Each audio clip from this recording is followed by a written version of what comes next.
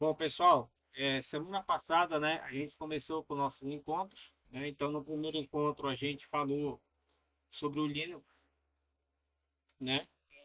E, como eu falei no último encontro, né, a gente aqui não é uma aula, né? É um curso de Linux, mas é mais um overview, uma pincelada, né? Para tirar dúvida para vocês que nunca mexeram, né? Ter alguma noção do que é o Linux. E aí, a gente aqui vai trocar ideia, tá? Eu não sou professor, eu estou passando para vocês informações, mas se vocês tiverem alguma dúvida, eu conseguir tirar aqui na hora, a gente vai falando aqui, vai tirando as dúvidas, beleza? A gente vai trocar aqui experiência. Se tiver algum conhecimento a mais do meu aqui, vocês falem aí, me passem que eu também aprendo, tá? Bom, a gente falou semana passada, né, sobre a questão da arquitetura, que o Linux ele é aquele sensitivo, falando das estruturas de diretório, né, até trouxe a imagem aqui, né, do file system, e falando de alguns usuários, né, do usuário root, né, do usuário comum, né. Aqui a gente está usando como Linux, aqui o nosso Linux é o Kali, né, que é o Linux que a gente vai usar quando a gente for fazer algum pentest, algum teste de invasão, vou usar para fazer as brincadeiras lá do CTF, né? Que eu tava até brincando aqui antes de vocês chegarem, né? O menino da Vira e eu tava tentando usar o Hydra aqui, né? Para quebrar uma senha. Mas aí, por que que os hackers, né? Por que que esse pessoal usa Linux, né? Então, a primeiro tópico da aula de hoje vai ser isso, né? Por que que os hackers usam Linux? Então, primeira coisa que o hacker ele olha, que o Linux ele tem o código open source. O que é open source? É código aberto, né? Então você consegue estudar o código do Linux, tu consegue ver, né, o kernel, o código escrito em C. Claro que eu vou dizer para vocês, eu mexo com Linux há mais de 10 anos. Eu nunca abri um código do Linux para me ler, tá? Até porque linguagem C não é meu forte. Outra coisa, ele é transparente. Por que que eles falam que o Linux ele é transparente? Porque você consegue auditar, você consegue ver o Linux, né? Tu consegue pegar as coisas, tu consegue. Tanto é que muitos sistemas hoje, né, de segurança, de alta segurança, eles preferem usar o Linux em vez do Windows. Por quê? Porque o Linux ele consegue ser auditável, né? Então as pessoas conseguem pegar o código e auditar, tá? Então por isso que ele fala que o Linux é transparente. O Linux também oferece um controle granular, né? O que que é isso? Por exemplo, no Windows você não consegue separar as coisas, né? Você quando instala o Windows ele vem aqui pacotão, né? Então tu instala coisas que às vezes tu nem precisa instalar, mas está lá no Windows, está disponível para ti. No Linux, não. No Linux, tu pode escolher o que instalar. Por exemplo, eu não quero instalar no Linux um ambiente gráfico, eu quero instalar só um ambiente texto. Então, tu consegue instalar só um ambiente texto e tu consegue criar um servidor, tu consegue colocar serviço, tu consegue fazer um file, tu consegue colocar tudo lá dentro do Linux, só no ambiente texto. O Windows, ele teve essa tentativa, né? Eu acho que até hoje ainda existe uma versão do Windows em modo texto, né? Mas mesmo assim, se vocês forem olhar, ele instala um monte de coisa que não é necessário, né? Mesmo ele sendo só texto, né? Uma outra coisa, o Linux ele fala aqui que a maioria das ferramentas de hackers, ou seja, a maioria das ferramentas desenvolvidas, elas são desenvolvidas para quem? Para o Linux, né? Então, por que que elas são desenvolvidas com Linux? Primeiro, porque o Linux é código aberto. Você consegue auditar, você consegue ver o código, você consegue alterar o código se você precisar, né? Então você tem um poder assim de manipulação de escrita muito melhor, né? Da parte de escrita de ferramentas. Então tu consegue pesquisar, tu consegue estudar. Então por isso e por outros motivos, né? O pessoal acaba gostando de escrever mais eh, ferramentas, né? Para o Linux, né? E outra coisa, você consegue, por exemplo, linguagem Python, né, que é uma linguagem super poderosa. Ela é open source, então a galera do open source aí arrebenta no Python, meu irmão. Tem biblioteca aí para dar e vender. tudo que você imaginar de biblioteca para Python aí, para qualquer tipo de coisa tem. Tem para redes, tem para data warehouse, tem para machine learning, tem para aquela ciência de dados, data science. Cara, tem para tudo. Tem para até para trabalhar com biomedicina, aquele negócio de mapeamento de gene, como é que dá o nome, rapaz? Eu esqueci o nome agora. Que é pesquisa, né? Molecular, essas coisas. Os caras têm biblioteca para trabalhar com aquilo em Python. Então, o Python é uma linguagem muito poderosa e tem muita coisa aí. Tá? E por último, né? Os mais radicais, né, do mundo Linux diz que o Linux é o futuro, né? Então, quer dizer, o sistema operacional mais hoje usado em sistemas mobile é o Linux, através do Android, né? O Android ele é uma variante do Linux. Então, se você olhar a quantidade de celulares que tem no mundo em relação. E outra coisa, o próprio iPhone também é open source. Ele não é o Linux, mas ele é baseado em um open source, que é o BSD. Né? Então, acaba também entrando nessa parte do Unix, né? Bom, só essa introdução aí, né, para a gente saber por que, que a gente vai usar o Linux, né, por que, que a maioria dos hackers usa o Linux. E aí a gente vai começar da onde a gente parou na aula passada. Na aula passada, a gente estava falando sobre a questão de comandos, né, comandos básicos do Linux. Tá? E os últimos comandos que a gente viu foi o PS, o top e o kill, tá? Que são comandos para gerenciamento de processos dentro do Linux. Então, o Linux ele é que nem o Windows, né? Ele tem seus processos também, tá? Vou apagar essa tela aqui, que é a tela da brincadeira, que está rindo agora, né? Então, aqui, ó, por exemplo, um comando que é muito usado para a gente verificar, né, quais são os processos que estão rodando no Linux, né? A gente pode usar o comando top, tá? Então, o comando top ele tem aqui, né, uma interface onde ele vai mostrar todos os processos que estão rodando dentro do sistema. É como se a gente fosse lá no gerenciador do Windows, né, naquela parte lá quando a gente dá o Ctrl Alt Del, para olhar os processos do Windows rodando, né? Então ele roda mais ou menos dessa forma. Aqui eu tenho aqui as prioridades do processo, quais são os usuários que estão rodando aquele processo, né? Qual é o número do processo, que é o Process ID, tá? O tempo que esse processo está rodando, qual é o comando que está rodando aquele processo, né? Aí aqui tem essa parte aqui, é a parte de memória, né? De memória virtual, tá? Então aqui a quantidade de CPU, de porcentagem de CPU, de memória que está sendo usada. Aqui nesse cara também eu falei na aula passada que nós temos um help dentro dele, onde a gente pode também olhar alguns comandos, né? E a gente também pode dar alguns comandos dentro desse cara, tá? Por exemplo, a gente pode dar um comando, acho que é o K, que é o que você pode pegar o processo e matar aquele processo, né?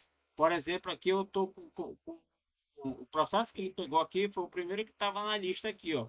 Mas se eu quisesse matar um outro processo, eu poderia pegar o número do processo, tá? E mandar matar esse processo. Então, assim, deixa eu abrir aqui um. Aqui.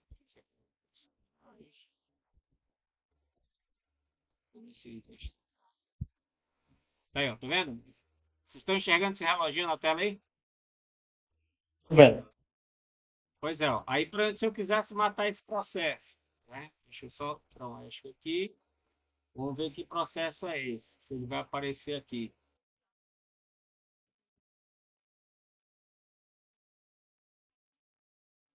Tem como filtrar processos? Tem.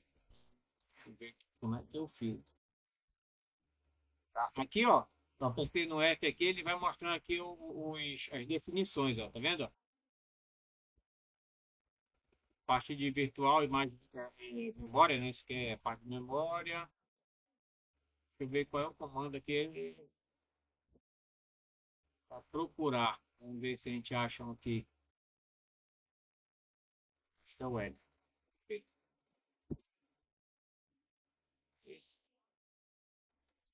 Não. É L maiúsculo. Tá aí, ó.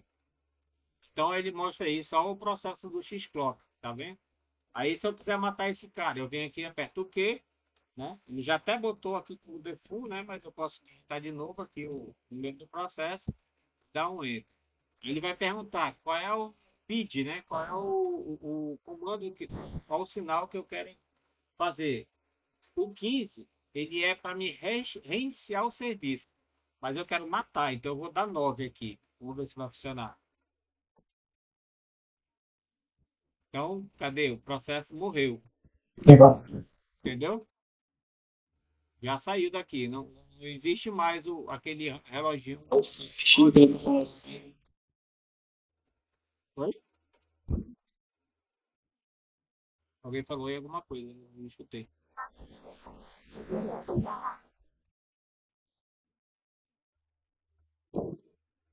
Entenderam aí a questão do top aí, para matar o processo? Como é que vê o parâmetro, o manualzinho dele lá? O H, tu vê aqui o help, né? Os comandos. Tem o F também, que tu vê a parte dos campos, né? Tá aqui. Está. Tá?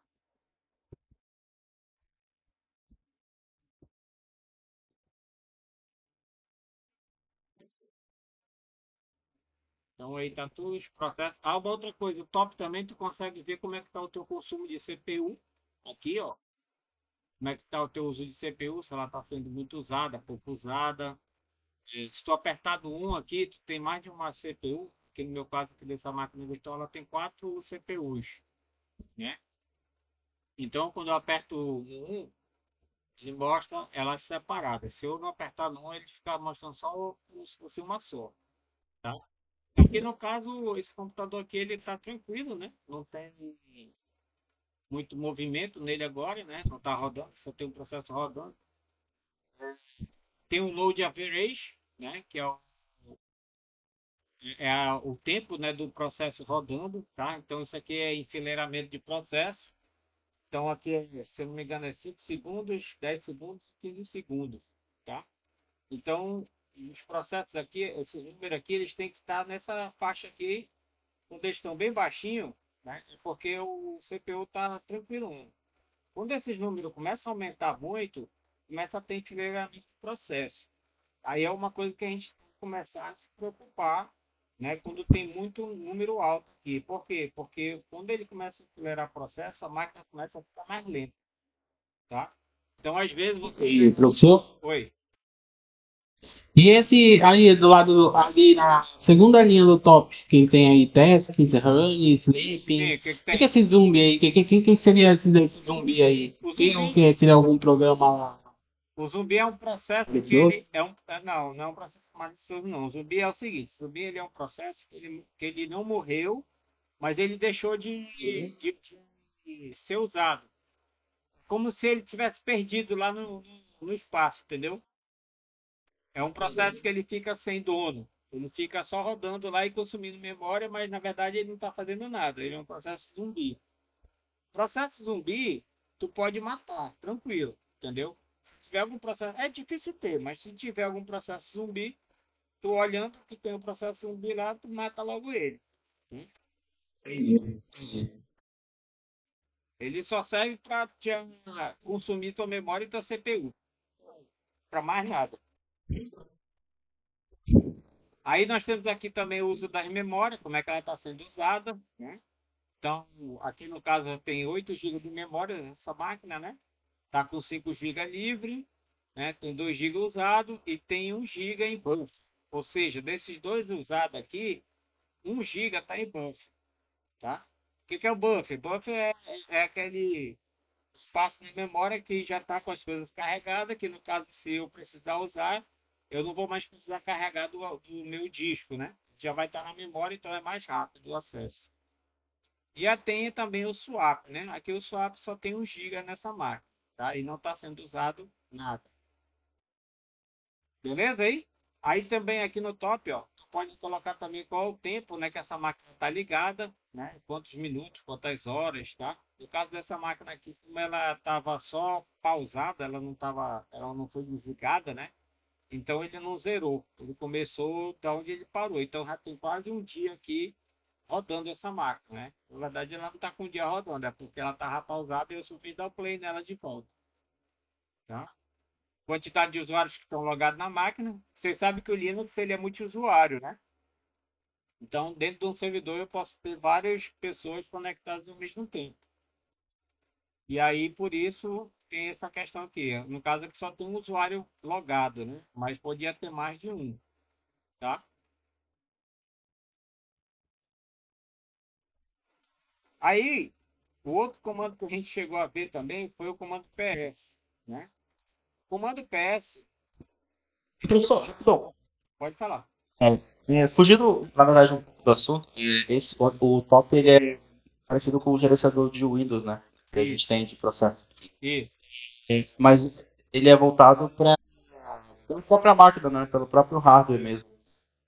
Mas existe algo, eu queria ver algo mais específico. Existe algo parecido com o HTOP que visualize processo, mas não é bem processo, mas tabelas do banco de dados? Tipo assim, os processos que estão indo e entrando no banco de dados? Aí já Conhece? é uma coisa mais específica do banco de dados, né? Existe, existe assim, mas, por exemplo, não sei se vocês sabem, mas tem uma ferramenta que é o Debeaver. O Debeaver é uma ferramenta em Java que tu consegue, né, conectar em um banco de dados, tu consegue pegar informações do banco, consegue pegar quais são as consultas que estão mais lentas, que estão mais rápidas, tu consegue fazer um estudo em cima do banco de dados, né? Claro, professor. É, acho que é aqui, ó, acho que é assim, ó, do Beaver. Ah, devido. Eu acho que ele tem um fio até É um castorzinho. De ver. um negócio assim. É um pastor, é? Um castor. Ah, um castor. Pensei que era um urso, ó. Aqui, é um castorzinho. Bom, aí o que mais que a gente falou? A gente falou do PS, né? Que o PS é o comando para a gente ver os processos do Linux também, só que o PS, na verdade, ele vai te mostrar em um formato mais. Não é dinâmico, né? Como o top. O top ele fica ali passando, né, em tempo real. O PS não. O PS, tudo é o PS-S aqui no caso, né? Ele vai te mostrar todos os processos, só que vai te mostrar ele de uma forma estática, né? Então tá aqui, ó, todos os processos, desde o primeiro processo, né, que eu falei para vocês na aula passada, que é o init, tá? O init ele é o primeiro processo do Linux, tá? Que ele começa a rodar o sistema operacional, tá? E aí ele vai trazendo todos os processos, né, até chegar no login ou na prompt ou no ambiente gráfico lá para você começar a trabalhar, tá? Então, com o tempo, vocês vão começar a olhar esses processos aqui, vocês vão começar a identificar alguns processos mais fácil, né? Por exemplo, esse cara aqui, ó, LightDM. LightDM a tela de login, né? Aquela telinha que começa quando a gente está logando no Linux, né? Ele aparece usuário e senha. Então, é esse processo aqui, né? Por exemplo, aqui, o SSH, né? Tu tem aqui o agente do SSH rodando, né? Então, tu sabe que o servidor SSH dessa máquina provavelmente está ativo, né? Aqui é o que a gente está usando, né? Que é o ambiente gráfico. Nesse caso aqui, é esse cara aqui rodando, é o XFCE, né? Então ele roda aqui, então tem vários processos dele rodando aqui, porque são vários aplicativos rodando em cima do ambiente gráfico, tá? O ambiente gráfico mesmo é o Xorg, né? Então a gente até passou por ele por aqui, ver se eu acho de novo aqui.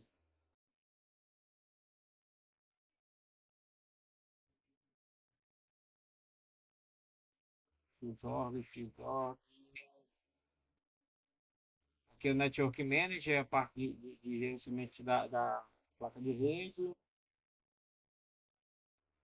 Então, tá aqui, ó, Xorg, tá vendo? Então, o Xorg, ele é o ambiente gráfico, né? É o servidor do ambiente gráfico, tá? E o Linux, tu pode usar o Xorg e tu pode rodar em cima dele qualquer tipo de... Qualquer tipo não, né? Tem vários tipos de ambiente, né? Tu pode usar o XFCE, tu pode usar o KDE, tu pode usar o Gnome, e aí vai, tem um monte. Tem o Mate, tem o outro lá, sei agora o nome dele, agora que o pessoal do Mint usa lá, esqueci o nome do cara. O C, esqueci. Depois eu lembro. Então tem vários ambientes gráficos aí, tem várias.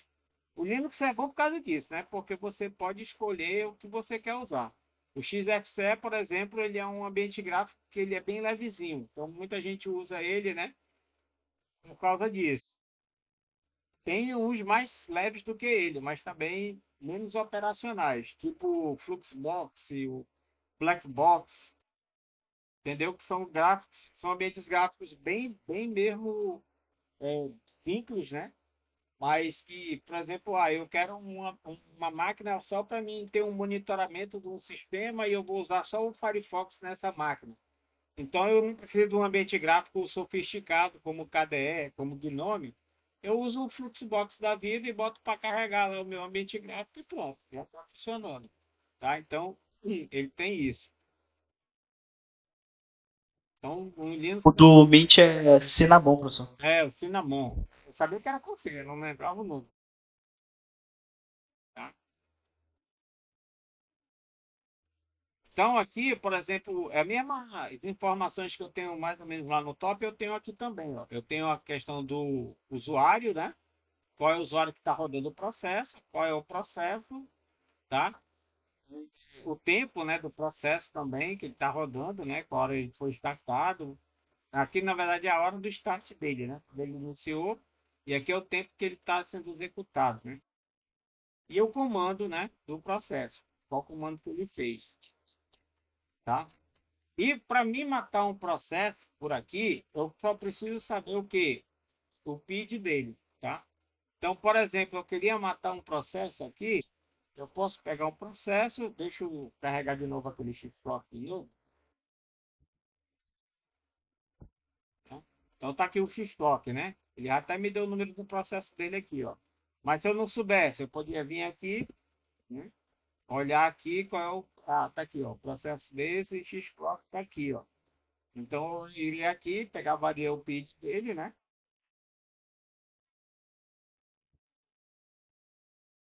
Preguiça de digitar, então a gente copia, né? E aí eu daria um kill menos 9, que é o comando para matar o processo. Quando eu der o kill menos 9, eu dei o cara. Já morreu, não? Né? Quando eu der o kill menos 9, morreu o processo. Tá? Então ele até fala aqui, ó. Foi morto. Killed, né? E aí, se eu der um PS-EF procurar por ele, agora ele não existe mais. Então eu matei o processo. Isso vai ser muito importante para vocês, né? Quando tiverem, por exemplo, um terminal travado, alguma coisa que tiver travado no Linux, e tu queira matar, né? Então, por exemplo, eu tenho aqui ambiente gráfico, estou usando ambiente gráfico, meu ambiente gráfico travou, congelou. Como é que eu faço para mim voltar meu ambiente gráfico sem ter que reiniciar a minha máquina? No Linux, tu tem um conjunto de teclas que é o Ctrl Alt, por exemplo, F2. Aí o que que ele foi? Ele foi para o terminal. Esse aqui é o ambiente de terminal do Linux. Ele não é ambiente gráfico. E por aqui eu consigo logar. Opa, é esse, eu consigo logar também nesse cara. E eu consigo também, ó, olhar processo. E eu consigo também matar os processos. Entendeu? Ó, aqui também eu consigo rodar o top. Então tudo que eu estou rodando lá no ambiente gráfico, eu consigo rodar aqui se for texto. Se for gráfico, não, mas se for texto, eu consigo rodar.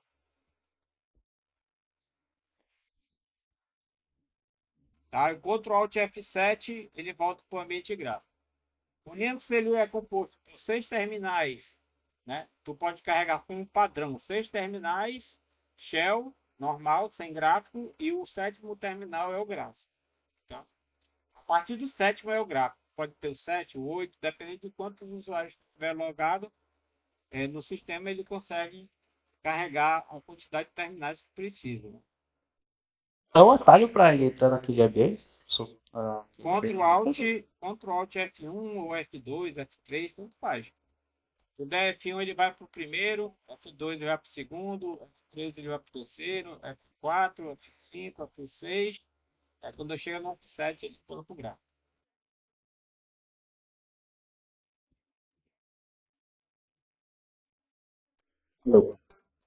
Aí o que, que nós temos mais aqui? Aí a gente falou também do comando do top, né? Já falei do PS, falei do kill, né? O comando kill, ele tem aqui também algumas opções que a gente falou na aula passada, né? Então tudo isso aqui, ó, são os sinais, tá? Por exemplo, se eu te... Vou rodar aquele carinha de novo lá, se eu quisesse matar ele pelo nome do sinal, dá para matar também. Só que eu teria que digitar assim, ó. Traço kill. E deixa eu ver. 5, 9. Deixa eu ver se funciona. Tá vendo? Então, em vez de eu falar o número, eu falo o sinal. Onde é que está o sinal? Está aqui, ó. Se eu quisesse, por exemplo, reiniciar esse cara, em vez de eu dar o kill, eu daria o hub, tá? 6003.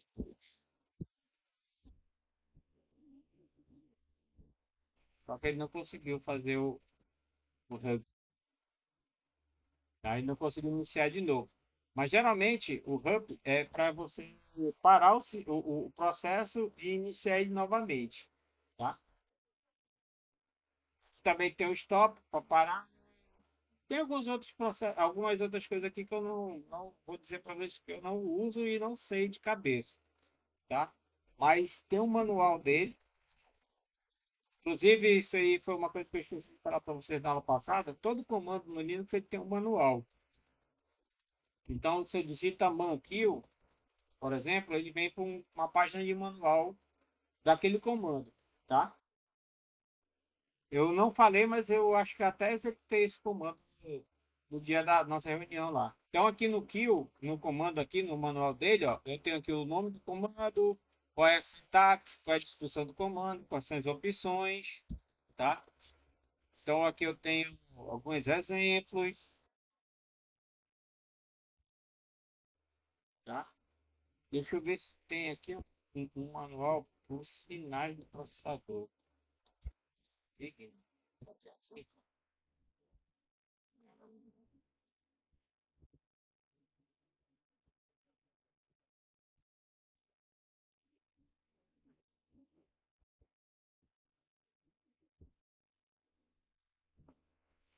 Aqui ó, eu posso ver aqui,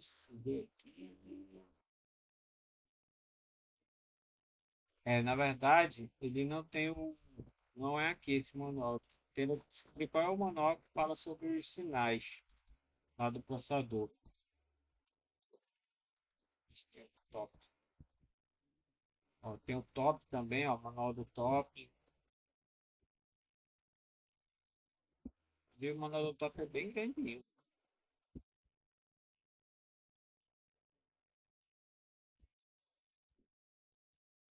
É que é o melhor lugar para te aprender os comandos do Linux é nesses manuais dele mesmo, tá?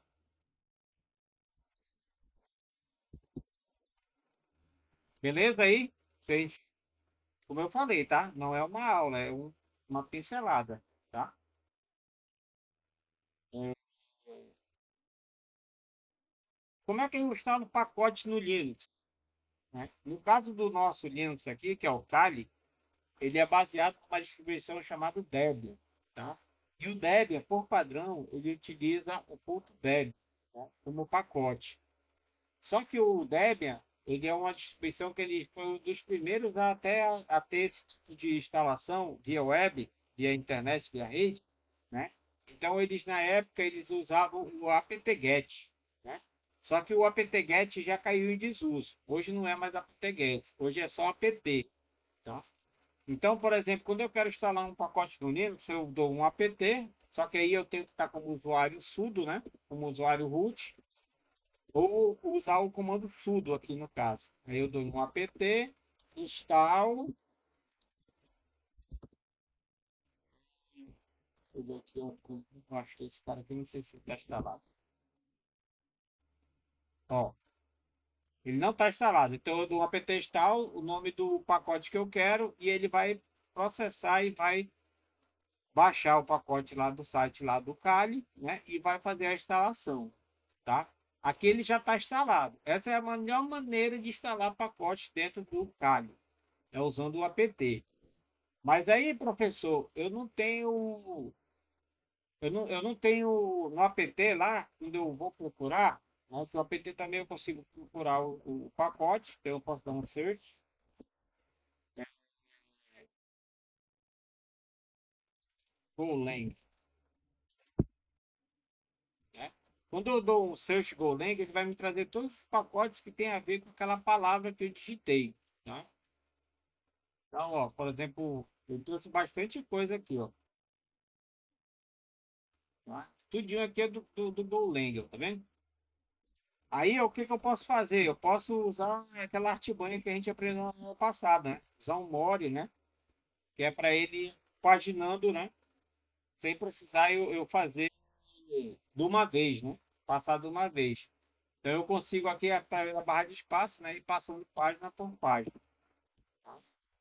Mais fácil até de eu pesquisar. Ou eu posso até também usar o barra aqui, né? Deixa eu ver aqui se dá para usar o barra para pesquisar.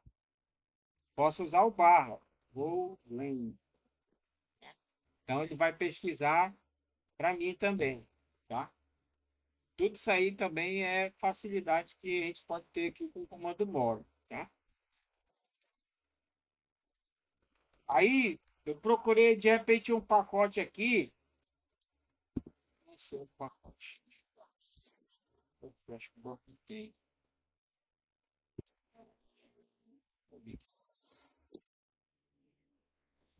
tem. Bom, eu não sei onde cabeça agora que não vai ter. Asblu. Bom, o Asblu não tem. Professor, não tem esse pacote Asblu aqui para me instalar, né? Como é que eu instalaria? Aí o Asblu tu pode tentar pesquisar na internet, né? Tu vem aqui para pesquisar esse cara.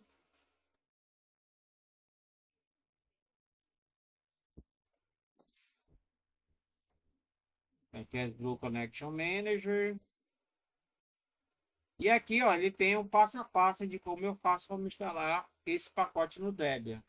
Então eu posso criar aqui, instalar um repositório dele, né, através de um shell, né? Eu executo esse cara e depois dou uma apt-get install asblu, tá? Isso é uma das maneiras de se instalar esse pacote. Ah, professor, mas eu não consegui instalar esse pacote por esse comando. Como é que eu faço? Aí o que que a gente pode fazer? Esse cara aqui, ele tem o Git dele. Deixa eu ver onde é que tá aqui. Eu acho que não tem aqui. Tá aqui. Então, ver se eu acho aqui o Git. Tá? Vou pesquisar. É melhor pesquisar. Git.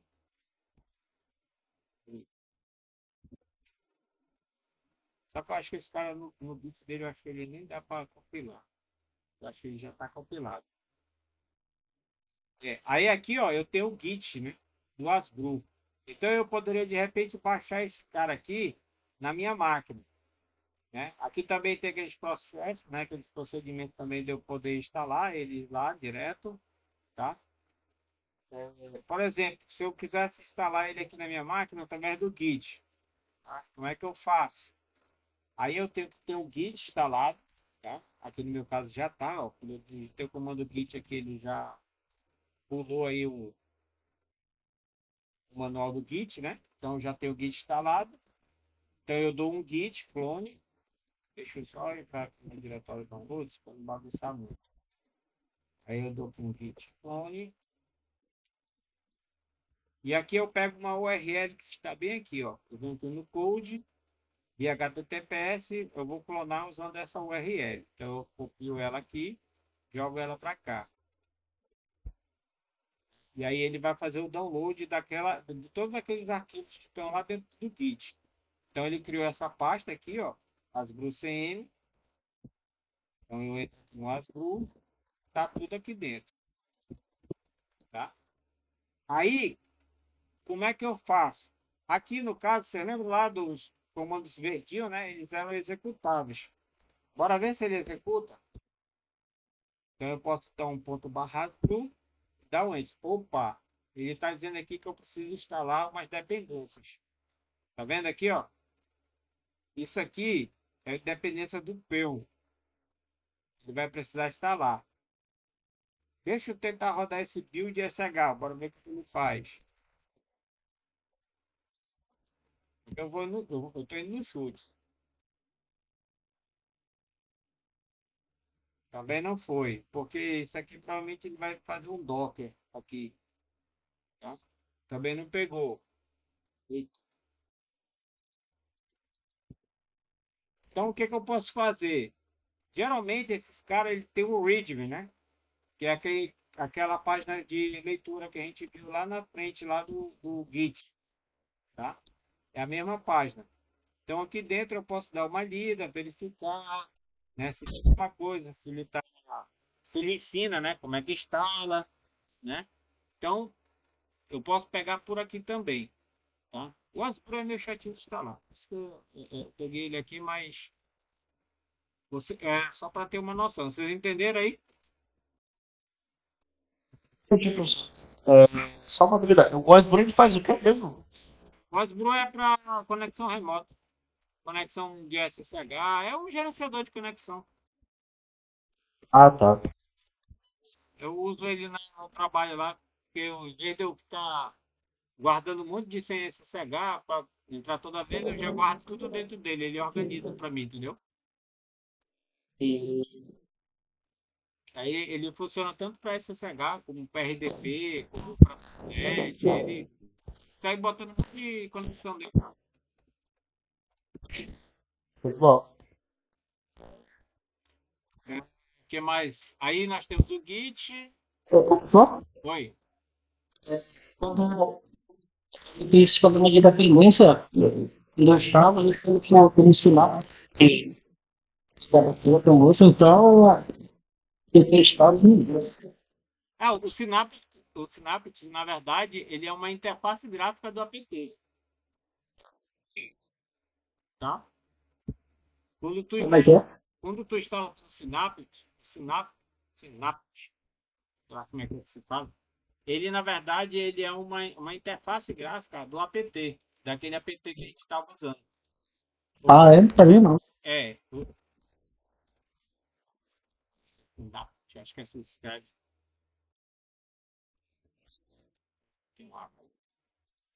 No caso não tem como que é uma rede aplicativa, né? No Kali?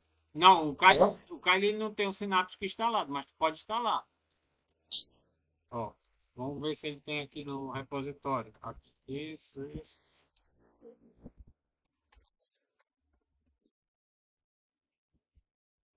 Aqui, ó. Tá vendo? É um Graphical Package Manager, né? Então, aí tu pode instalar ele aqui, por exemplo. Se quiser usar ele graficamente, né?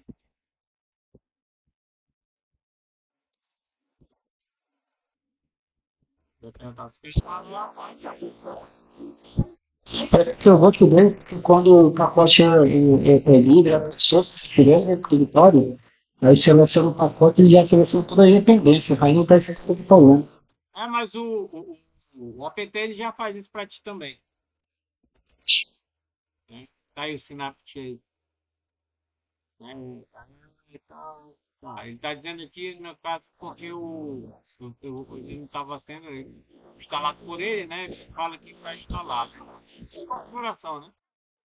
Aí tá aí o Synapse. Quando o Synapse é que ele já mostra para ti quais são os pacotes que estão disponíveis no servidor, né? Da web, né?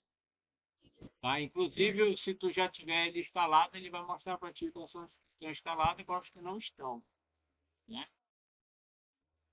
Ó, por exemplo, esses aqui que estão aqui, ó, o carrinho é porque já está instalado no sistema. Esse cara aqui, né, esse cara aqui de baixo, já está tudo instalado, tá? Mas tu consegue, tudo que tu faz no Snap, tu consegue fazer via apt. Quando tu, quando tu quiseres, entendeu? Oi. Desliga teu microfone que ele tá dando interferência. Eu acho que não sei se é algum vento, ventilador que tá perto, que ele tá fazendo barulho. Então, quando você quer saber, por exemplo, quais são os pacotes que estão instalados no Linux, né? Aí tu pode usar o dpkg, tá? dpkg é uma outra ferramenta do Linux, do Debian, né? Onde você pode pegar todos os pacotes que estão instalados. Então tá aqui, ó. Ele vai dizer aqui, ó, o status do pacote, quais são os que estão instalados, quais que foram removidos, tá? Então, por exemplo, quando é 2i aqui, ó, que ele foi instalado, tá? Então aqui, ó, todos esses pacotes aqui ó, que estão instalados no sistema, tá? Então ele te dá uma listagem de todos os pacotes. Se eu remover um pacote, se eu remover o Synapse,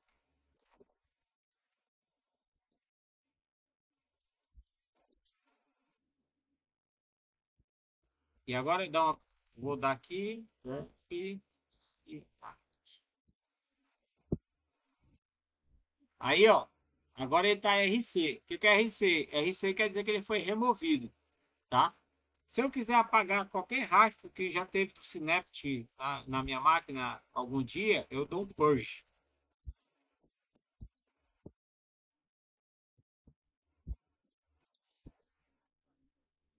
E agora, quando eu der um DPKG, ele nem aparece mais, ó. É como se ele nunca tivesse sido instalado. Hoje ele apaga todos os restícios, todos os cartões de configuração, tudo que tem ligado àquele pacote, ele vai apagar, tá? No DPKG, a gente usa mais ele para pegar se o arquivo está instalado ou não. Às vezes, quando tem alguma quebra, né, de algum pacote, né? Então, tu pode usar um dpkg reconfigure, tá? Que é os comandos aqui. Então, tu dá um dpkg reconfigure, por exemplo, a opção "-u", ou então "-", ou então só o dpkg reconfigure sem opção nenhuma e o nome do pacote. Aí ele vai tentar fazer o quê? Vai tentar reconfigurar aquele pacote para tentar corrigir se ele tiver quebrado ou com algum erro, tá? Dificilmente a gente usa, mas é uma dica para deixar para vocês. Cadê? Onde é que a gente está?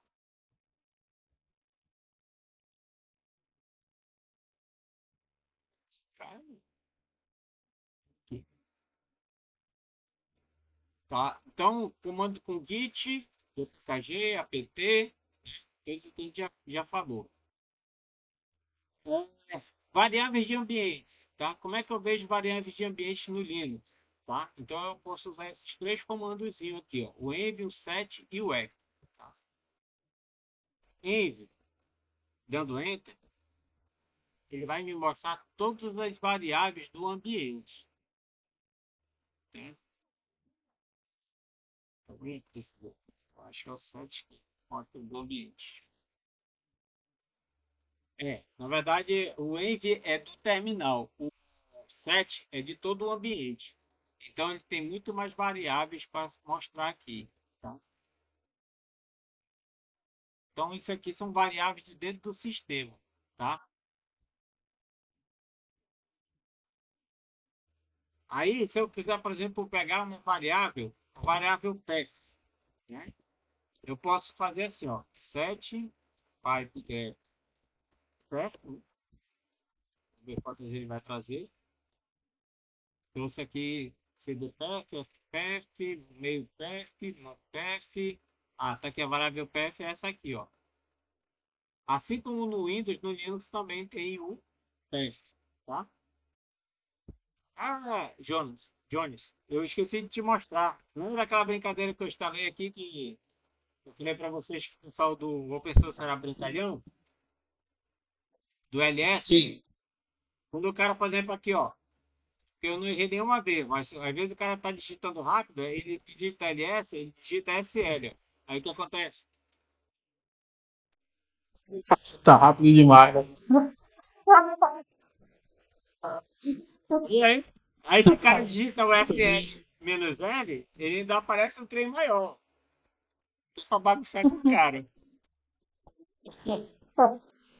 Até esse pessoal entendeu, eu abri o quadro que eu mandei naquele dia lá do LS-L, que o cara colocou só o S. Ah, sim. O cara cancelou o positivo e o negativo, e ficou só o S e deu erro.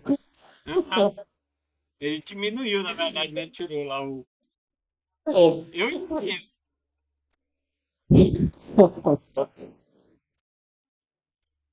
Interessante, cara, interessante. Né? Então o pessoal do Open Source eles são. Tem uns caboclos que são humoristas, né? Então gosta de bagunçar um pouco a É. galera também. Né?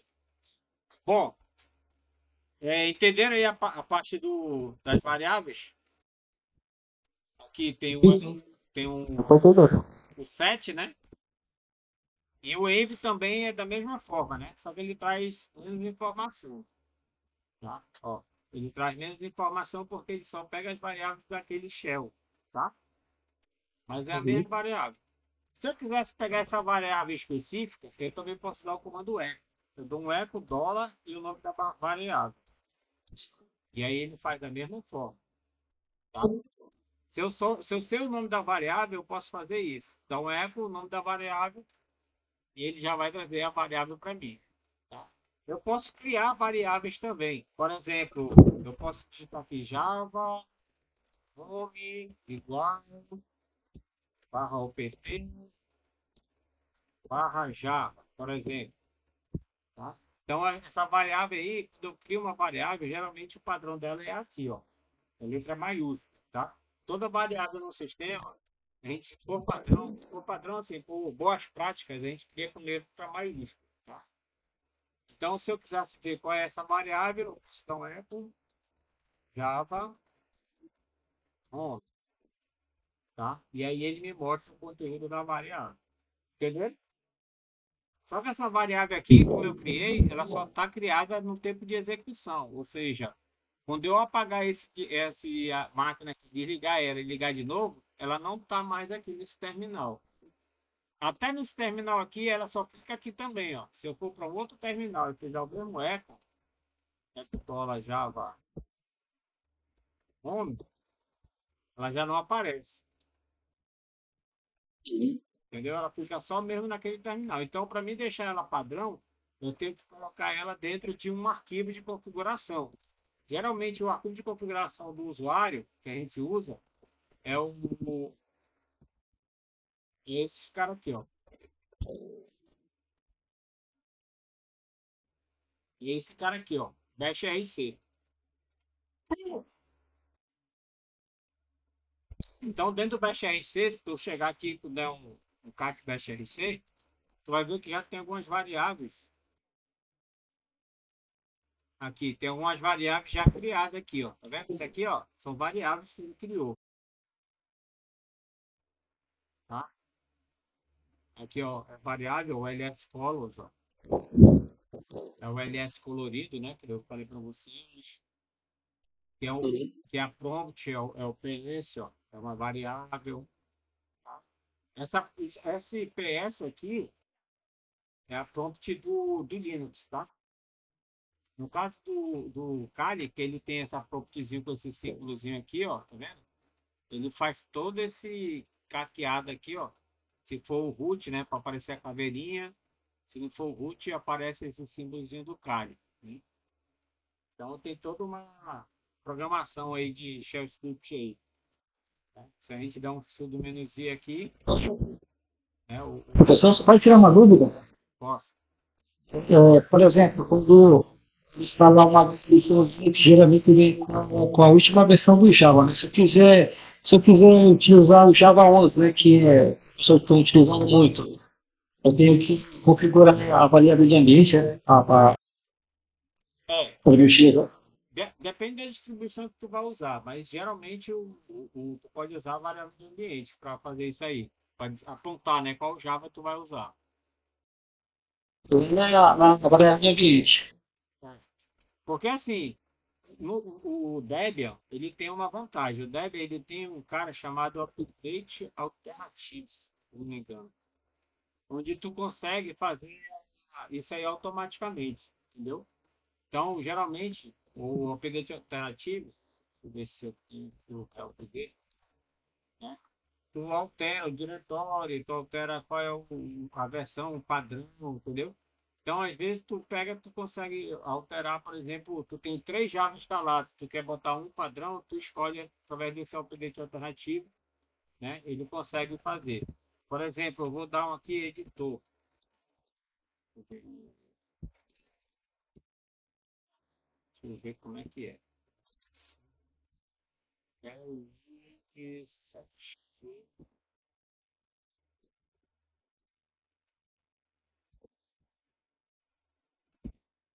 Eu nunca mais usei esse cara.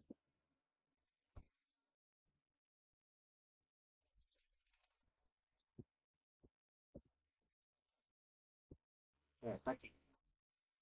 Então, quando tu dá, por exemplo, update alternativo, traçar, config editor. Hoje, o editor do Debian padrão é o Nano, né? Tá até conversando sobre isso, né, André? De agora. Então, o Nano, ele é o padrão. Ah, mas eu não gosto de usar o Nano, eu quero usar o Vim. Então, eu posso mudar aqui pro Vim. Eu só faço colocar aqui o número 2, tá? E aí ele muda pro Vim. Mas eu não vou mudar agora, não. Eu quero só que vocês vejam o seguinte. Por que editor padrão? Se eu digitar aqui editor, ele abre, ó, tá vendo? Quem que ele abriu? O Nano, certo?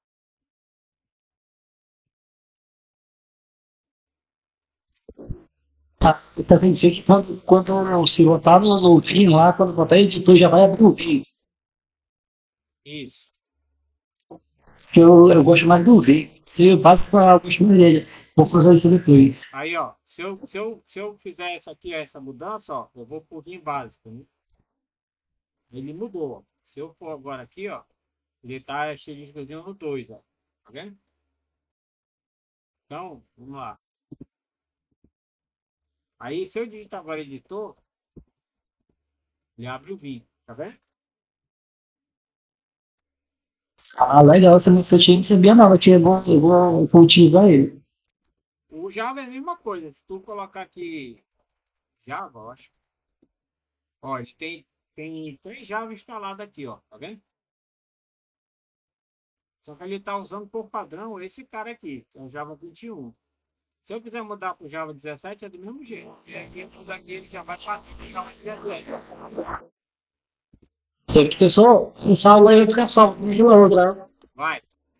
Ah, beleza. Tá vendo aqui, ó? Eu tô com Java 21 padrão, ó. Aí eu vou mudar aqui, ó. Só para te ver, ó.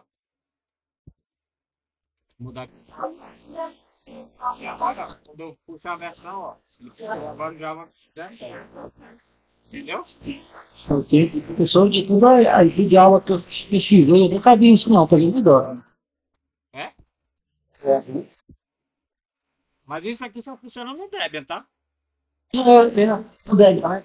É, só funciona no Ah, Debian. Só nas versões. Na verdade, não só no Debian, né? Todos aqueles que são baseados no Debian. O Ubuntu, os outros aí que são baseados no Debian também funcionam, legal. tá?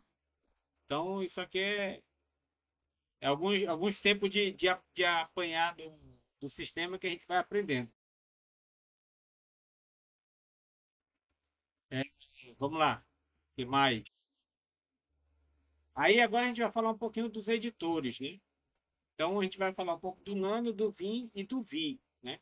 O Vi aqui, eu não tenho mais, o Deb ele não traz o Vi padrão, porque o Vi ele já chama como é que dá o nome, um Alias pro Vim, né? Que é o Vi mais bacana. Mas se o cara quiser instalar o Vim, ele tem uma versão aqui, acho que Elvis,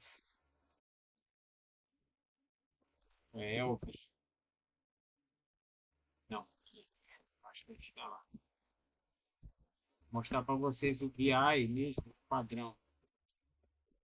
Eu nem sei como é que é o nome do bicho. Usei.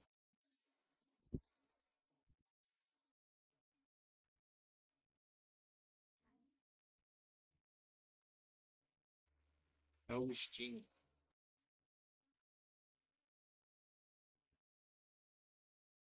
Vou instalar ele aqui. É o Steam. Só para vocês como é que o bicho é brabo.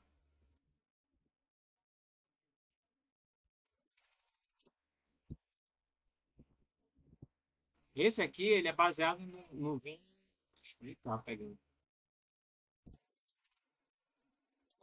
Quando der esse tipo de erro aqui, ó, a gente tem que usar um update, tá? O que que aconteceu aqui? A base de programas dele pode ter mudado lá no servidor. Então eles atualizaram algum pacote e a minha máquina ela ainda não sabe que aquele pacote é atualizado. Então ele não acha mais aquele pacote. Aí eu tenho que dar um update para ele atualizar minha base de dados da minha máquina local para poder chegar lá e instalar o pacote, tá? Só que ele está dizendo aqui ó, que esse pacote não tem mais candidato para instalação, ou seja, ele deve ter saído da base de dados lá deles, ó, tá vendo? Base de dados antiga ainda tinha, a nova não tem mais. Deixa eu ver se tem outro nome agora.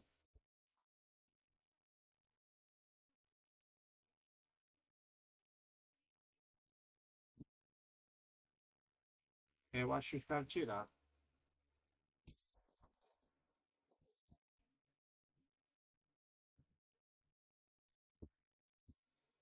Não vai dar para mostrar para vocês o vinho brabo. Né? Mas também vocês nunca iam usar ele, mano. Isso é chato demais. O André já reclama do vinho normal, Verdade, professor. né? Mas vamos lá. O Vini, o que, que vocês precisam saber? Né? O Vini ele é um editor que todo mundo tem medo de usar ele, porque o pessoal diz que ele é chato de usar. Mas o Vini, pega aqui pega aqui da aula passada desse o Vim, tu chegou aqui, ó. Ah, uma coisa legal, André, que tu pode fazer, tu pode personalizar o Vim, tá? Como? Tu vem aqui, ó. Isso aqui tu vai fazer para todos os usuários do sistema, tá? Tu vem nesse arquivozinho aqui, ó.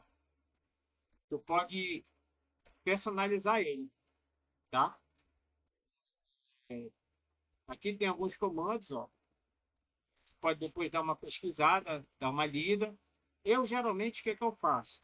No meu, geralmente eu faço isso. Eu dou um set number, bom? E dou o que mais? Sintaxe, ó, sintaxe 1 já está habilitado porque ele já está pegando sintaxe. Então, provavelmente ele já deve estar com o sintaxe habilitado. Sintaxe 1 está aqui, ó. E eu libero esse cara aqui, ó. E se eu fiz certo, não fiz. Toda vez eu erro. Professor, Oi? esse arquivo do VI, como configurar para ele reconhecer toda a linguagem de programação que nem a gente usa? Quando tu bota a sintaxe, ele já pega. É. Ó, tá vendo? Ó? Ele fica coloridozinho assim, ó. Tá? Não é pela linguagem, na verdade, né? Mas ele já deixa o sistema colorido, tá vendo? E aí, ó, aquele 7 na B1, ó, ele já coloca uma numeração aqui do lado, ó. Vocês estão vendo o número da linha aí, ó? Um, dois, três, ó. Tá? Então, tu pode personalizar o VIN, tá? Colocar aqui, ó, linha, coluna. O VIN, ele trabalha de duas formas. Ele trabalha em modo de comando e ele trabalha em modo interativo. Como é que eu entro no modo interativo? Eu entro com a tecla I, aí ele entra como insert, ó, tá vendo aqui, ó, embaixo? Ele está como insert. Quando ele está como insert, eu consigo, aqui dentro do Vim, andar com a setinha para um lado, para o outro, tá? Eu consigo colocar caractere, eu consigo apagar, tá? Eu estou interagindo com ele. Quando ele tem linha de comando, é para quê? É para me dar os comandos. Por exemplo, eu quero apagar uma linha. Como é que eu apago? Eu dou aqui um DD. Apaguei a linha. Isso é um comando dentro do Vim, tá? Então, por exemplo, se eu quisesse aqui dar um help, ó, eu venho dois pontos, help. Então, dentro do Vim, ó, tu tem o help dele aqui, ó, tá vendo? Então, aqui, tudo que vocês quiserem saber do Vim aqui, ó, tem o help dele aqui dentro, tá? Agora, por que que eu gosto de usar o Vim, André? Vou te mostrar uma coisa legal aqui, ó. Por exemplo, que eu vou voltar. Aqui aperto o U, ele volta, tá? É o, como se fosse o Under. Se eu quisesse, por exemplo, copiar essa linha 5 vezes, eu podia dar um DD, depois eu podia dar um P.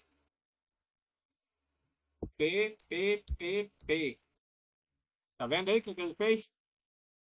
Eu apaguei e depois eu saí copiando, ó, tá? Sabe como eu faço isso no Nano, professor?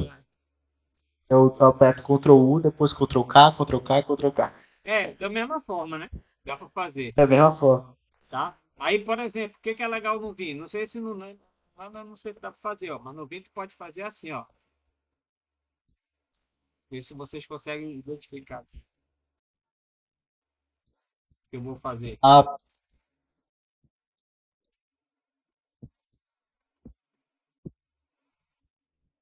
Viu aí o que que eu fiz? você alterou? Uma alteraçãozinha que mudou, foi todo o conteúdo do texto. Tudo que tinha, Foi, isso Todas as linhas. tudo que tinha a palavra alô, eu mudei para tchau, entendeu? Só com uma linha de comando. Então, eu dou um percent aqui, S, aí barra. Aí eu quero, por exemplo, mudar o tchau lá. Mudar o tchau, vou botar alô de volta. Aí vou botar uma barra e botar um G no final. Ele muda tudo de uma vez. Legal. Então, às vezes, quando eu quero mudar uma coisa em massa, o Vim, para mim, ele é melhor. Até mesmo para mudar alguma informação, sei lá, uma variável, algum texto de código, ele modifica tudo no logo de uma só vez. Isso. Aí o Vim, por exemplo, que tem o G maiúsculo. Deixa eu ver aqui uma coisa. G É maiúsculo. tipo aquele comando do Ctrl F no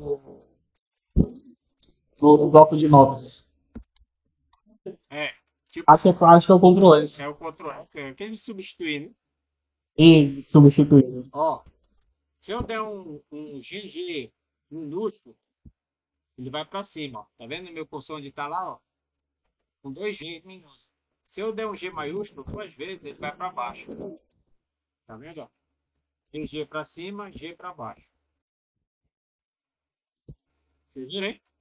Conseguiram enxergar? sim. Então, Ponteiro do mouse.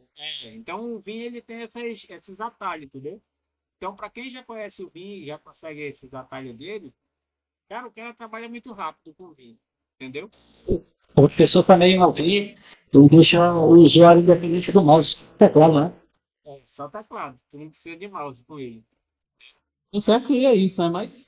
Aí, por exemplo, eu posso usar o i, né? Ele vai chegar aqui, eu vou poder acrescentar. Se eu quisesse acrescentar, por exemplo, uma linha abaixo dessa linha aqui, eu poderia usar o A também. O A não, acho que é o O. O O, né? Ele acrescenta uma linha abaixo. E o A também, ele é insert também, tá? Só que o A ele insere logo depois de onde eu tiver, tá? O A e o I ele é para inserir. Mas o O é digitado quantas vezes aí? Você aperta mais de uma? Não, eu vejo o cursor piscando mais uma vez. não é porque eu tô dando ESC aqui. Mas assim, ó, por exemplo, Ah, eu tô na linha de, eu tô no linha de comando, né? Eu só aperto A uma vez. Aí ele já agora eu já posso digitar. Tá? Tranquilo aí? beleza. Esse é o vinho. O vinho é o bicho papão. O nano, ele já é mais fácil. Ah, para sair do vinho, eu posso sair de duas formas. Por exemplo, eu dou 2.Q para não salvar, porque ele vai reclamar aqui porque eu alterei o arquivo. Ó. Se eu der um enter agora, ó, ele vai dizer aqui que o arquivo ele foi modificado, né? E se eu não quiser salvar ele, eu dou um Q exclamação. Aí ele sai sem salvar, ou seja, ele volta para o padrão que ele estava antes, tá? Se eu quiser sair salvando, eu posso dar um WQ, tá? E ele vai salvar.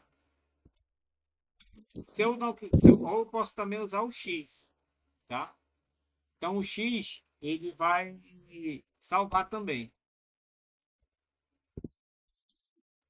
Tem uma alteração aqui, ó. Vou apertar o X, quando eu voltar de novo lá, ele já está salvo, tá vendo? Então o X ou o WQ ele salva. E o Q sozinho ele não salva, ele só sai. Aí se tiver que fazer, se tiver feito alguma alteração, tu bota uma exclamação para forçar ele a sair. Esse é o BIM. Aí qual é o outro que a gente tem? O Nano. O Nano, todo mundo gosta de usar ele porque ele é mais facinho de usar, tá? O Nano é esse cara aí, ó. Então, o Nano, as teclas de atalho dele estão aqui embaixo, ó, tá vendo? Ele tem algumas opções aqui. Tem algumas outras, mas vocês têm que entrar no manual dele depois para ver.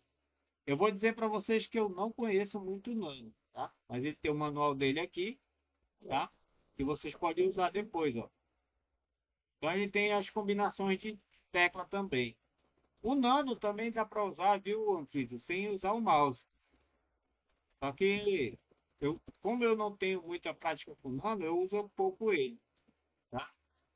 O Nano, o que é que eu uso muito ele? Porque aqui tu não tem esse problema de modo interativo e modo de comando, né? Pode chegar É, e já sair digitando. parece um bloco de notas dele. Isso. Quando eu quero salvar, eu dou um Ctrl X, aí ele vai perguntar se eu quero salvar, eu dou um yes, boto o nome, se for um outro nome, né? Outro nome, dou um enter, ele vai perguntar se eu quero salvar um nome diferente, sim. Pronto, já tá. Aqui ele já salvou aquele arquivo com outro nome, tá? Quando é só salvar, é Ctrl O. O Ctrl A, na verdade eu só uso o Ctrl X, porque o Ctrl É X ver- ele se eu tiver alterado, se eu não tiver alterado, ele vai sair direto. Se ele tiver alterado, ele vai perguntar se eu quero salvar. E eu salvo. Entendeu? Ele perguntou do mesmo jeito, né? No final, É, eu só uso o Ctrl X, eu nem uso o Ctrl O. é mais seguro do mesmo jeito. É. Aí, eu, né? ó, Eu não sei porque, eu acho que isso é costume quando eu aprendi. É sempre Ctrl O, entra Ctrl X. Aí vai. Aí ele sai. é, eu só corto o caminho, né? É, Aí, por É o exemplo, costume. aqui também, ó, tu tem aqui o Replace, ó, que é a mesma coisa daquele paciente S, lá que tu consegue também fazer, tá? Não sei usar esse cara, mas não deve ser muito difícil não, tá? Cut para cortar, né? No caso lá do delete, né? Tu pode usar o Ctrl K, como o André já falou, né? Que dá para fazer e o Ctrl U para colar, né? O que mais? Bom, o Nano é um editor facinho de usar, então depende muito de vocês aí. Eu estou mostrando esses dois editores que são os básicos, né? E são os que mais são usados no Linux, tá? Tanto no ambiente gráfico como no ambiente terminal, né? Eles são mais usados, tá? Então dá para fazer muita coisa com esses dois editores já.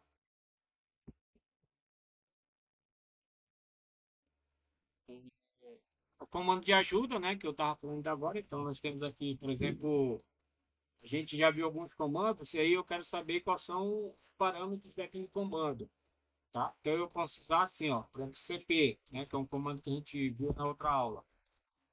O menos H não é menos H, é traço, traço del. Então, eu tenho aqui, né, vamos dizer, um manual rápido dele, né? Onde ele tem aqui as opções, como é que eu uso, quais são os argumentos que eu posso utilizar. A gente só viu aqui o que? Alguns argumentos, né? Eu acho que a gente não viu foi nenhum. Então aqui ele tem muito argumento que você pode usar. Eu acho que menos R foi o que a gente viu, né? Na aula passada, né? Que é o recursivo. Uhum. Mas aí tu pode depois olhar aqui, ó, tem vários outros, outros tipos, né? Outras opções, tá? Aí, por exemplo, eu achei que aqui tinha pouca informação. Eu posso dar um ManCP também, e ele vai trazer o manual, a página de manual também, ó, de outra forma, né? Mais organizadinho, mais bonitinho, entendeu? Então o Linux ele tem isso, ele tem os manuais que você pode utilizar quando você está com dúvida em algum comando. Né? Pô, eu estou usando aqui um comando tal. Ah, inclusive, ó, eu acho que até tem um manual do Hydra. Deixa eu ver aqui. Ó, tem o manual do Hydra. Eu nem, naquela hora eu estava pesquisando na internet, né? Mas eu podia ter pesquisado aqui também, ó. Tá vendo? Então ele tem o manual do Hydra. Ele fala lá daquele processo que eu estava tentando lá do HTTP, ó. Aí no final, geralmente ele ainda te traz aqui, esse aqui não trouxe, mas tem uns que ele ainda te traz uns exemplos. Esse aqui ele não trouxe, mas deixa eu ver aqui o CCCP ele traz. Deixa eu ver. Também não trouxe. Mas teve um que a gente viu ainda agora que ele trazia o exemplo. Tem uns que no final ele traz alguns exemplos. Esse aqui não está trazendo, não. É,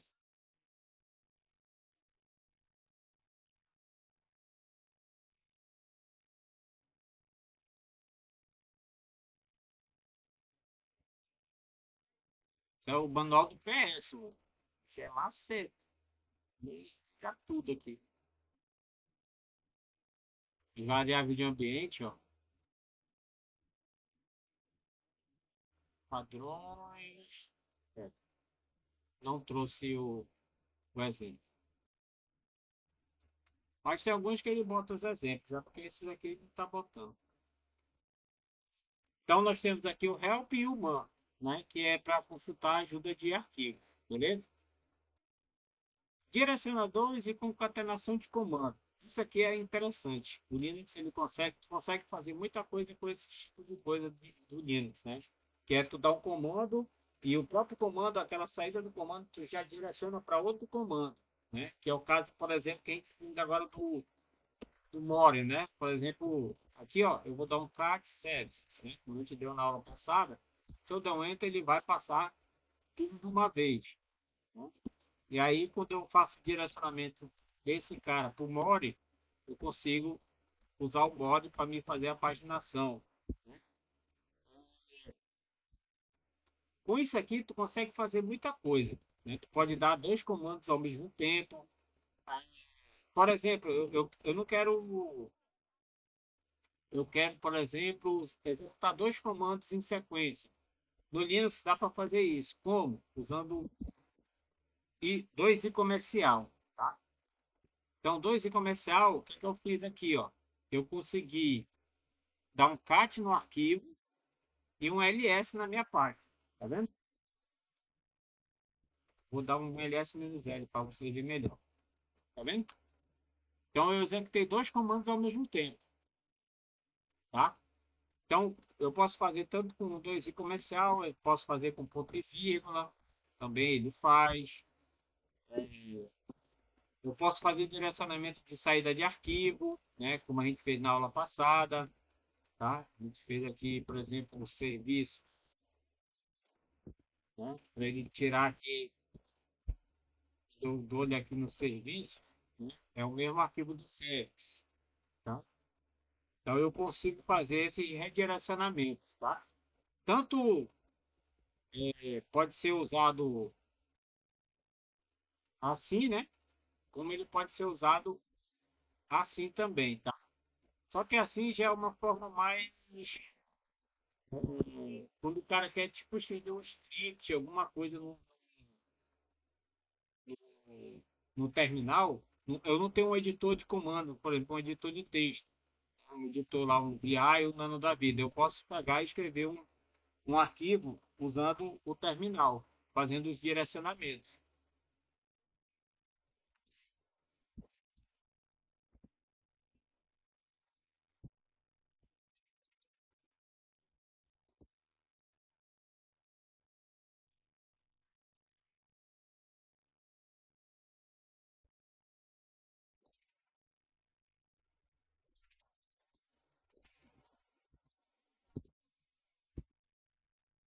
Só fazer um teste aqui para ver se é isso.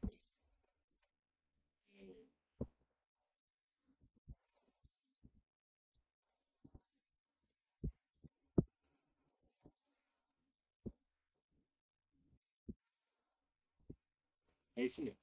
Tá vendo aí o que eu fiz? Vocês conseguiram entender? Aqui, ó. O que eu estou dizendo aqui, ó? Eu estou dando um cat, né, para começar o meu arquivo. Aí eu estou direcionando uma variável que é o EOF, end of file. E eu estou dizendo que ele vai escrever num arquivo chamado fab. A partir de agora, tudo que eu escrever, ele vai guardar isso em memória.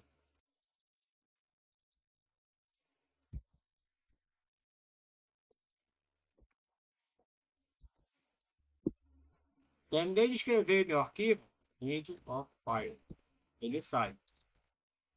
Agora está aqui o arquivo. Então, se eu der um cat fab, tá aí, ó. Então, se eu não tiver por exemplo, eu estou sem um editor de texto para me trabalhar no meu servidor, lá no coisa, mas eu quero fazer um script rapidinho aqui em Shell Script. Consigo fazer dessa forma, entendeu? Sempre. Professor, Oi. mas aí no caso foi criado aí. Aí se eu quisesse abrir ele para editar ele, como fazer? Não, aí para te editar, quando tu for editar, ele já vai meio que esculhambar o negócio, né? Ele até. Ah, então isso aí, Ele, escrevendo aí já fica gravado, na verdade, entendeu? na verdade é assim, tu consegue acrescentar mais coisa nele, né? Mas tu não consegue editar aquilo que já tá, entendeu? Como você falou, ele está em memória.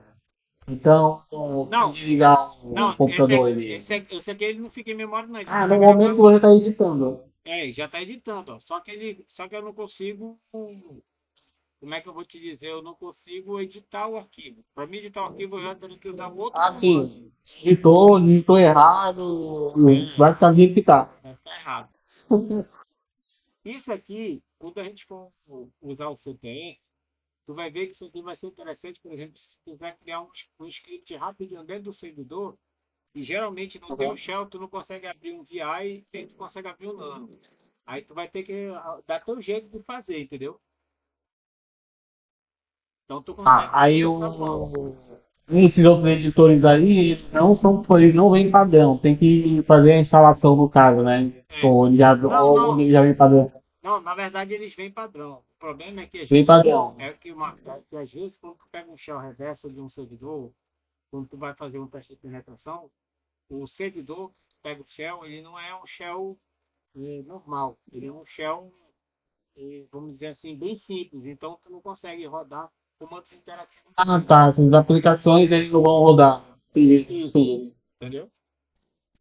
Sim. Aí tu acaba tendo que fazer esse tipo de artimanha. Tá? O que mais? O que mais? O que mais que a gente pode ver aqui? Editores, a gente já falou, né? Já falou do comando line, concatenação e direcionadores, também eu acho que já. Ah, uma outra coisa também que é legal nos direcionadores, por exemplo, ó, tu direcionar o erro, né?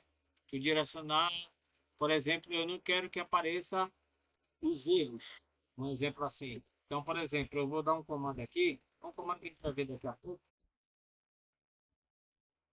Tem aqui no find barra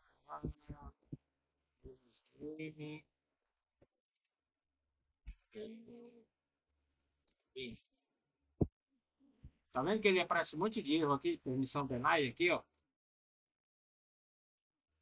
Estão vendo aí? Aí eu não quero que Sim. apareça esses erros aqui, ó. Permissão deny. Eu quero que apareça só o resultado final. Né? Como é que eu faço? Aí eu posso usar um direcionador, que é esse cara aqui, ó. Ver se eu consigo.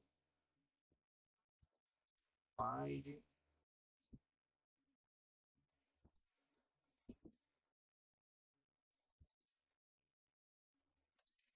Me lembrar agora do cara. Dois. Acho que é assim.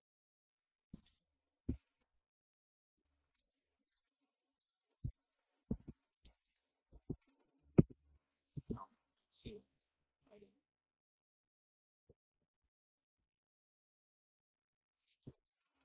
contrário.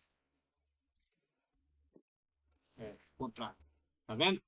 Então aqui, ó, aqueles erros todinho, permissão deny aqui, ó, eu direciono ele, os erros, eu direciono ele para o barra dev barra null. O que é o barra dev barra null? É o buraco negro dentro do sistema operacional, entendeu? Então, quando eu faço isso, eu estou direcionando eles tudo para um lugar perdido da vida. Então, isso aqui melhora, limpa, né, a minha pesquisa, tá?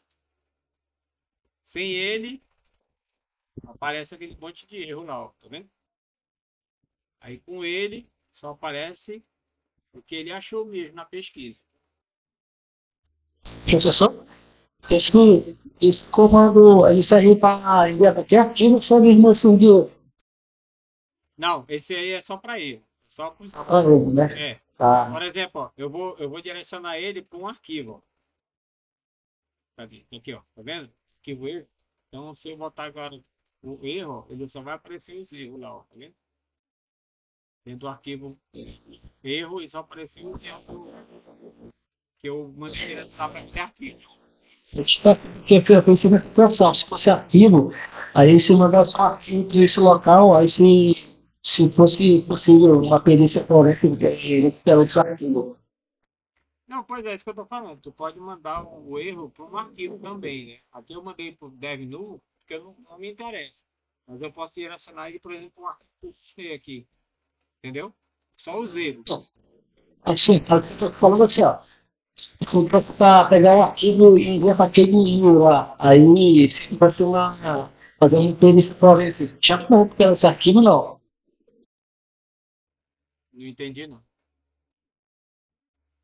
Não entendi. Porque, não, aí ó, se eu pegar os erros, direciona para a né, que é buraco negro, né? Sim. Agora, se fosse com arquivo, você deve pegar um arquivo e jogar para esse buraco negro. Numa perícia forense, tinha como recuperar esse arquivo, não? Ah, não. Depois que Não, ele né? vai pro DevNull, já era. Ah, tá. O DevNull, ele é como se fosse um buraco negro mesmo. Tá perdido ali, não consegue mais recuperar nada, entendeu?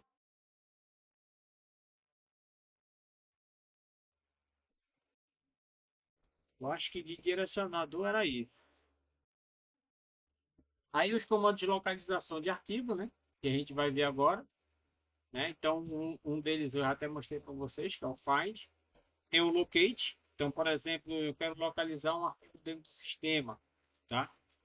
O locate ele tem um processo que é o seguinte: toda vez que eu vou usar o locate, eu tenho que rodar esse comando aqui, ó, update db, tá? Roda ele como root,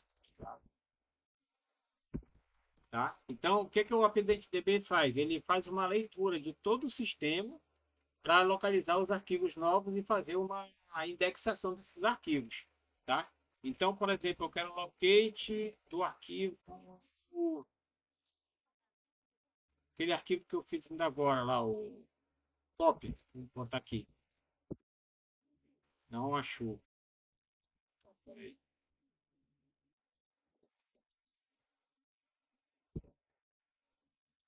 Ó, locate do arquivo vim. Tudo que tiver vim, ele vai localizar dentro do sistema, tá?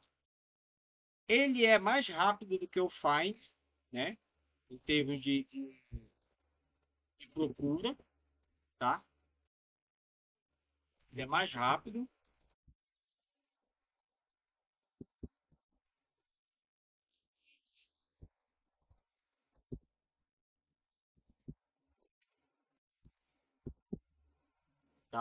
Ele é mais rápido do que o Find para procurar, mas ele tem esse problema. Toda vez que você tem que indexar o sistema para ele poder achar os arquivos, tá? O locate copy aqui não funcionou nesse lado aqui porque eu estou com o usuário comum, tá? E o cópia, esses arquivos cópia, eles estão dentro da parte do root. Então o usuário comum ainda não tem acesso à parte do root. Ao contrário do root, que vai ter acesso a todo o sistema. Então o locate aqui cópia como root ele já funcionou, tá vendo? Aqui ele não tinha funcionado, né? Eu tinha dado um locate copy aqui, ele não tinha dado certo. Aqui, ó.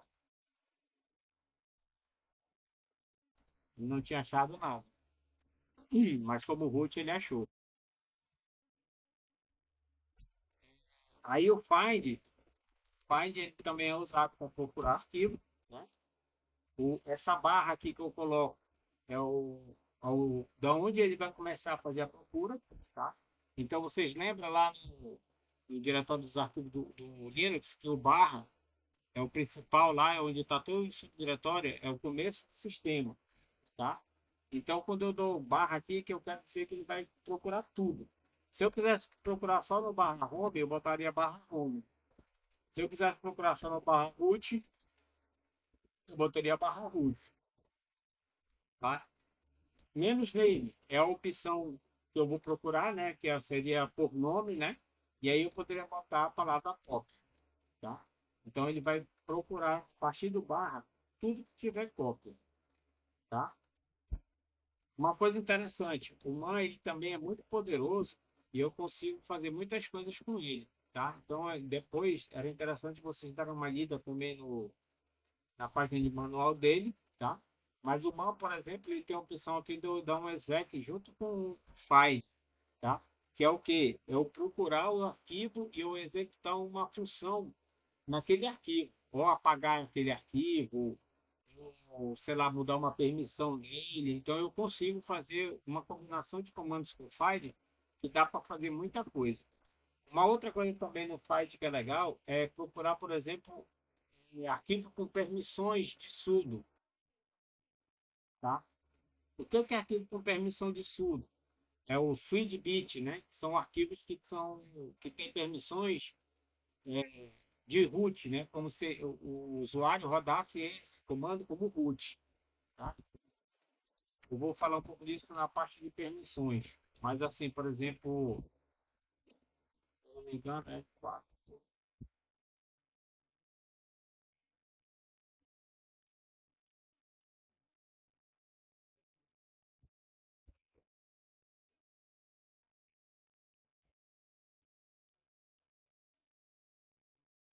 Esse comando eu não sei de cabeça não. Deixa eu pegar ele aqui. Eu tenho ele aqui em algum lugar.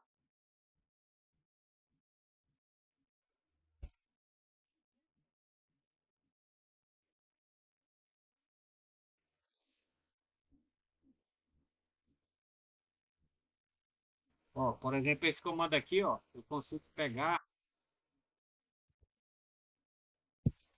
usando o file todos os arquivos que têm a permissão de swidbit, tá? Então, todos esses arquivos que aparecem aqui, ó, eles são swidbit. O que é o swidbit? É esse cara aqui, ó. Vou mostrar aqui. Ele está com esse Szinho aqui habilitado. O que é isso? Isso quer dizer que o usuário comum ele pode executar esse arquivo como se ele fosse o root, tá? Isso aqui é meio perigoso quando tu tem esse tipo de coisa habilitada no teu sistema. Então, dependendo do tipo de arquivo que tu vai usar, né? Tu pode de repente comprometer a segurança do teu sistema operacional, tá? Então, em CTF, em invasão, em teste de invasão, geralmente a galera procura arquivos com esse tipo de permissão, né? E se forem arquivos que são editáveis, o cara faz o seguinte, ele pega esse arquivo, altera ele e coloca um comando lá, um payload, alguma coisa, e executa aquele comando, que aquele comando vai executar o que está dentro do arquivo e vai executar ele como root. E aí tu consegue acesso remoto à máquina, consegue acesso de root. Então, tu consegue fazer instalação de privilégio e etc. Então é um comando que ele é uma permissão que ela é meio perigosa. Tá? Outro comando que tem aqui, por exemplo, esse aqui é que eu falei para vocês, ó, que o cara consegue fazer é, uma pesquisa, né? Aqui no caso, ó, esse comando aqui, o que ele está fazendo? Ele está fazendo um find a partir do bar, ele está procurando arquivos que tenham usuário root com a permissão switch, né? Que é o SX habilitado, e ele vai fazer um ls nos LDB, esses arquivos. Não sei o que é o LDB, depois eu vou ver. Tá? Aqui, ó, ele pegou os arquivos, tá vendo? Ó? Todos os arquivos que tem como dono root, tá? Então aqui, ó, se vocês olharem, todo mundo aqui é root. E o switch, ó. Tudo habilitado com switch, ó. Tá vendo?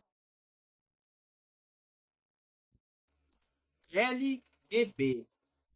O L eu sei que é para listagem completa, né? Aquela listagem longa que eles chamam. O B está falando que é um escape. Não sei o que é esse escape dele aqui. E o D é para diretório, ou seja, ele vai listar também conteúdo de diretórios. Se tiver algum diretório aqui no meio que tiver também permissão, ele busca também.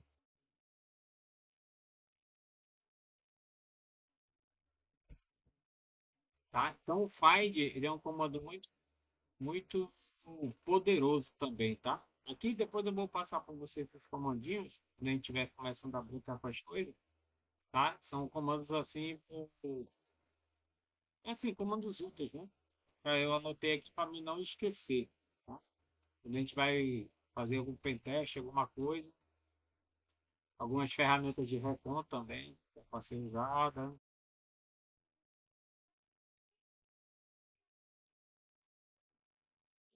Ah, chegou.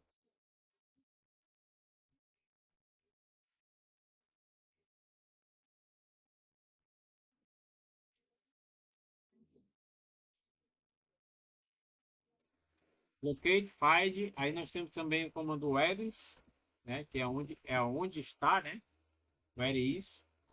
O where is geralmente é para a gente procurar comandos binários, tá? Por exemplo, eu quero saber se o CP ele tem um binário dentro de onde é que ele se localiza. Aqui, ó, CP, ele tem um SR e então dentro desse diretório aqui está o comando CP. Para que eu uso isso? Geralmente para fazer, por exemplo, um script shell e eu preciso descobrir onde é que aquele comando é executado para me botar o caminho completo dele no meu script. Tá? Então eu uso o comando eres. Também posso usar o comando it, tá? Que ele funciona também da mesma forma, só que a diferença é que o eres ele traz da página de manual e o it não traz. Tá? Ele traz só o caminho do comando. Beleza então, pessoal? É a vídeo aula todinho. Beleza, professor? Obrigadão aí, viu? Valeu. Obrigado mesmo. Falou, bom descanso para vocês aí. Qualquer coisa, se tiver Comente. alguma dúvida, bota lá no grupo, a gente vai tirando as dúvidas aí. E na próxima aula, se vocês tiverem Tranquilo. como, vocês anotam aí para a gente tirar as dúvidas. Obrigadão, você. Valeu, professor. Falou Boa então. noite. Valeu. Boa noite, pessoal. Até daqui a pouco. Boa noite. Boa noite.